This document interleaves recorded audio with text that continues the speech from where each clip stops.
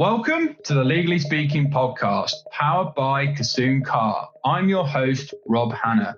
Today, I'm delighted to be joined by Guy Stern, where we'll be talking about the episode on breaking into the London legal tech ecosystem as part of our mini-series, Starting a Startup. So welcome back, Guy. Great to be here. I feel like we're becoming old friends now, third week in a row. There we go. Great friends indeed. So look, last week you were talking about the idea and the first steps and what it takes to kind of get that through. And you talked a lot around sort of the hustle and getting noticed and making noise. So let's sort of talk a little bit more about that, because you're all over my LinkedIn. I think you're speaking at every event. You're even appearing on the panel by The Economist. So how did you make all of that happen?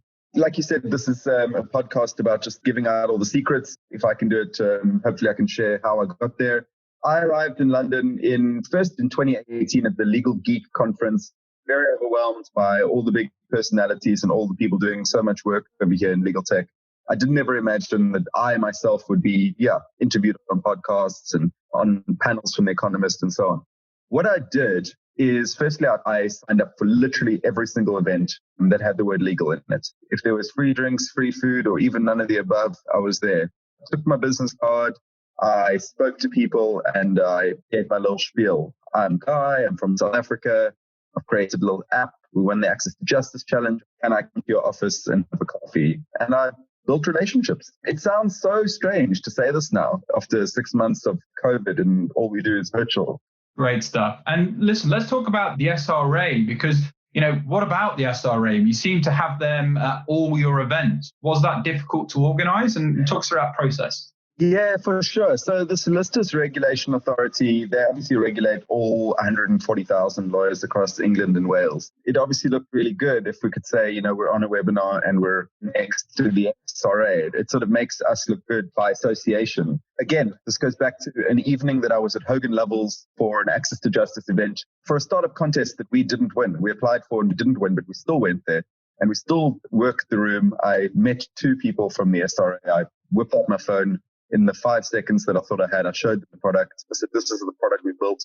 We think it'd be great for the future of law and so on. What do you think?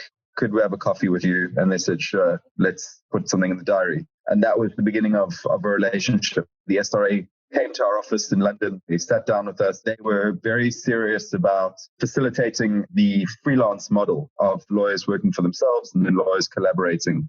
And the product that we built just so happens to work really well in that world of lawyers working for themselves and connecting across their networks.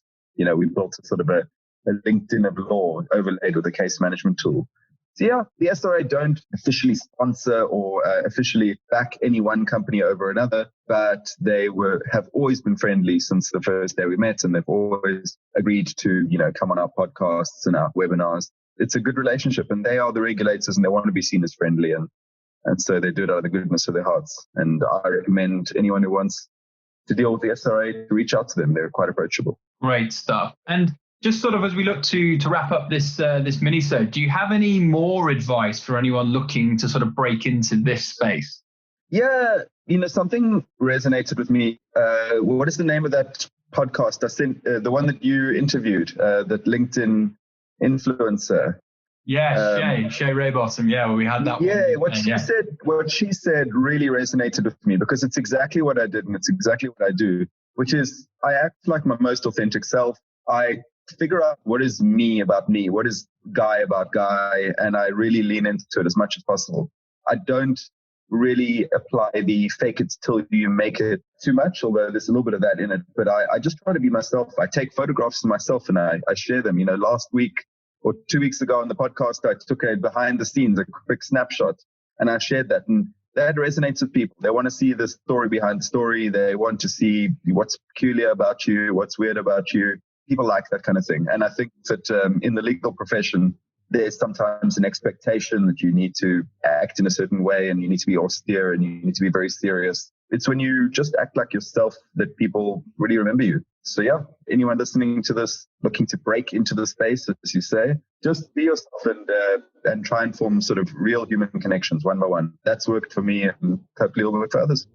No, and I love that. And I always talk about sort of ABA, always be authentic. I think that's what people are craving. That's where you're going to build long-term, loyal, trusted, valuable relationships. Well, thanks so much once again for joining us this week, Guy. You've shared lots of tips there and insights in terms of how to break into the London legal tech ecosystem. And I look forward to our final episode next week where we talk about the funding and how we all go about that for starting a startup. So thanks once again. That's the hardest part, the funding. Well, we'll look forward to chatting about all of that. So speak next week. Looking forward to it. Thanks, Robert.